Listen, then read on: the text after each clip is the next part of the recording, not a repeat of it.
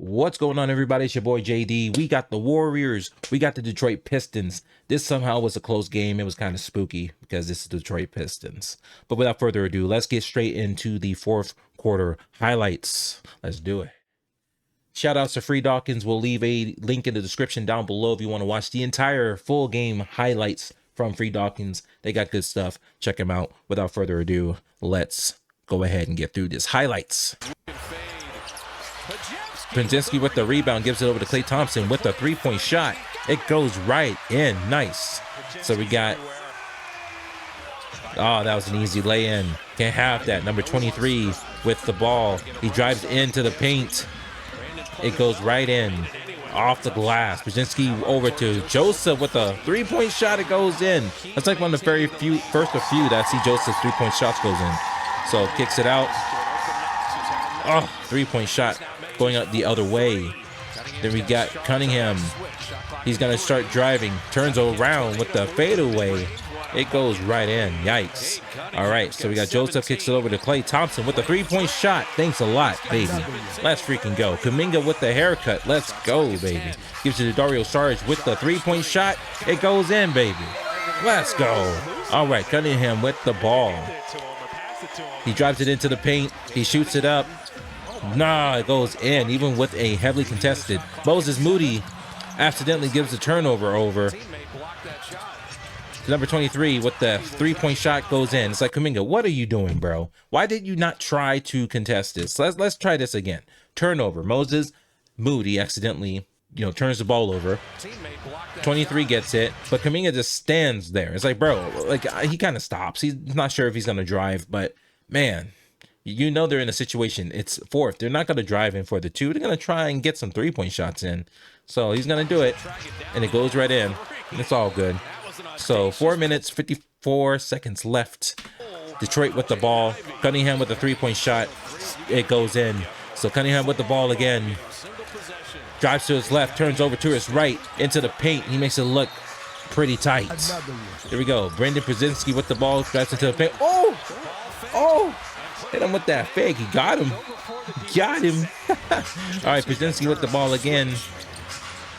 Drives in, gives it to Steph Curry with the jump shot. Thanks a lot. Quick. Doesn't need much time to set up. 15 points at that point. Cunningham with the alley-oop to number 0. Cunningham with the ball again. Look at the score, folks. Look at the score. It's 198. It's a close game with 2 minutes left. And I watched this game. The crowd was very on edge because it's like you don't want to lose at home, obviously, but you also don't want to lose to the Detroit Pistons. And like, there's nothing wrong with Detroit, right? Nothing wrong with that. Shout outs to Detroit. Shout outs to Monty Williams. He's doing great stuff. His team's out there, and it's just so like shocking to see how this team has come about. But he's not giving up on this team. The team's not giving up on him. I mean, look at the score. The fact that it's close means they have a shot, and they're going to give it everything they got, So, this is what it is. Keep going. I can drive it. Set up the Cunningham with the underhand. It goes in. Curry gives it over to Klay Thompson. Gets the foul call. Klay Thompson shoots it. Goes in. That's what's up. Number 14 gives it over. Three-point shot. Not great. Oh, look. See, this is where it gets spooky. Take a look at the score. We've got 1:34 left in the fourth quarter. Detroit Pistons is up 103-102 against Golden State. Remember, this team has 3 wins out of 35. And yet they have made this a close game. People are tripping at the stadium. They are tripping. Oh my gosh. So got that. Shot number goes in. It's a 1-point game. Turnover. A turnover, a rare one. Kuminga gives it over to Stephen Curry. A step back. 3. And you know that. Cunningham gives over to Bogdanovich. Oh, didn't get it. It got blocked by Klay Thompson. Stephen Curry, step back. Makes it look nasty. Oh my God, there it is again. Oh my goodness. Gets it over. And this is where they pretty much lose their way at this point. It's 11 and a half seconds left. The Pistons with the ball. Oh, the jam. 107-113. 5 seconds left. Cunningham drives it in. Oh, goaltending. Goaltending. And gets it over to Dario Saric. Dario Saric. And that is the game, ladies and gentlemen. That is the game.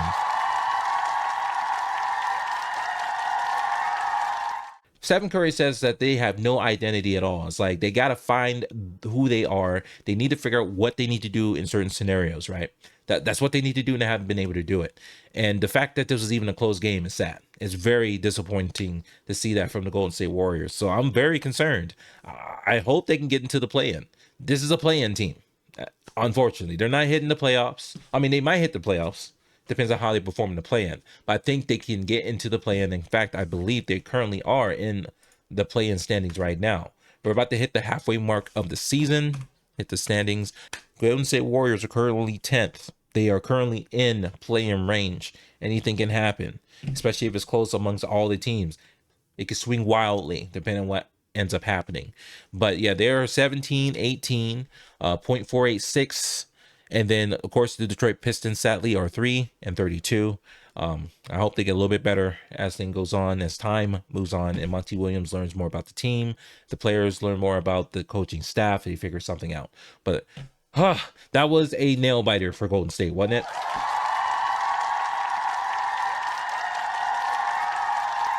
All right, so let's take a look at the line scores. Nothing really stands out too much other than the fact that they Golden State still can't defend against a fast break. We have bench points 45, so the bench did a little bit better. Turnovers, points on turnovers is 28, going towards Golden State, which that's rare. That's freaking rare. You know what I'm saying? They had drew on more turnovers, which was part of why Detroit was being able to stay around so much. But we ended up with more points on turnovers. So we take a look at the box score.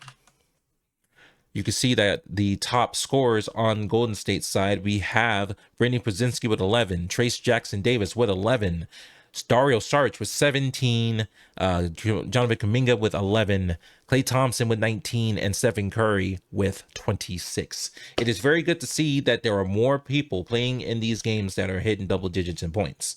It's very good to see that, because normally what we would see throughout this entire season is you have either one or two players getting the double digits. Worse, you would see only one person with more than 20 points, was usually Stephen Curry. Sometimes it would be Dario Saric or Brandon Podziemski. But it wasn't Klay Thompson, and that's definitely a problem. But you can see that he's at 19, so he's hitting that 20 range, which is great. It's good to see that the consistency still is there, and Dario Saric just giving you 17 points off the bench is very good to see. So we did have some unfortunate news, starting with Chris Paul. He suffered a hand fracture. He suffered a left hand fracture. I don't remember when it happened, but I saw it. It wasn't good. Within seconds of hurting his hand going for the loose ball Friday night, Chris Paul seemed to recognize a familiar feeling. Holding his left palm, Paul immediately bolted to the locker room. Later, it was determined that the Warriors veteran guard had a fracture that would require surgery and sideline him indefinitely. So that's not good.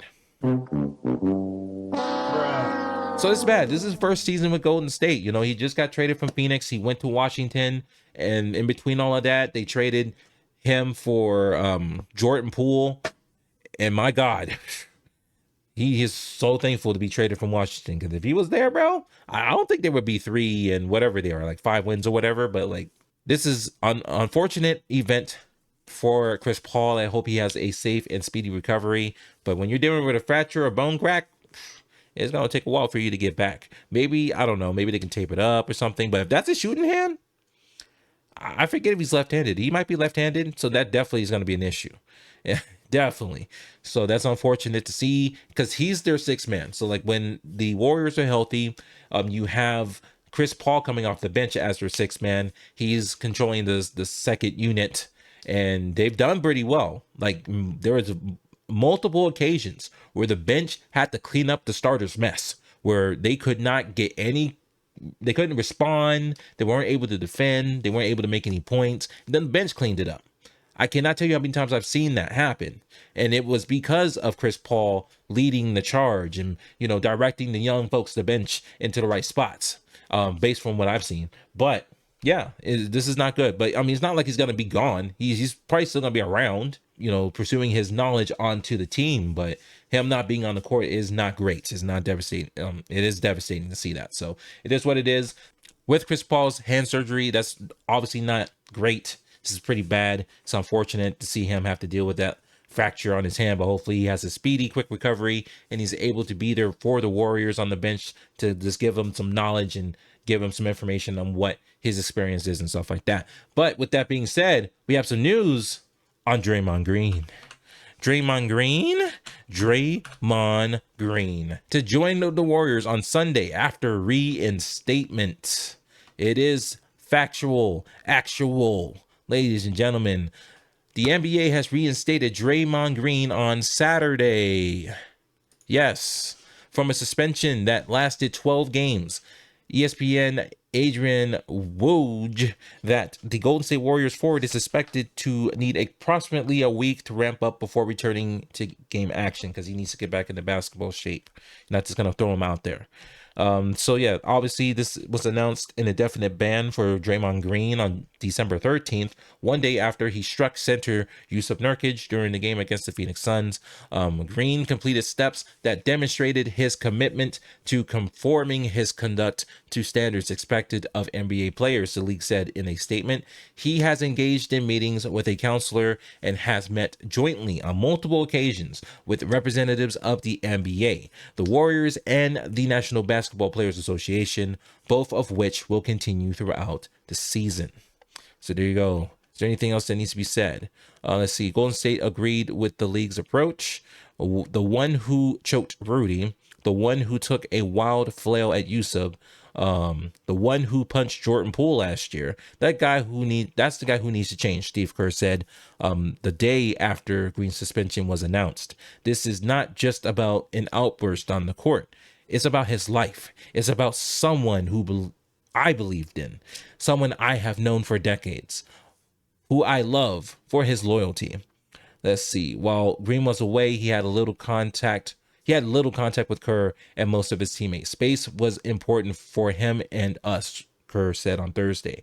We're trying to win games, and he's trying to put himself in a position to come back. Let's see.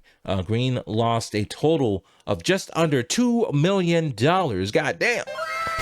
God. While serving the suspension, saving Golden State Warriors nearly $9 million on their projected luxury tax bill, according to ESPN Barbie Marks.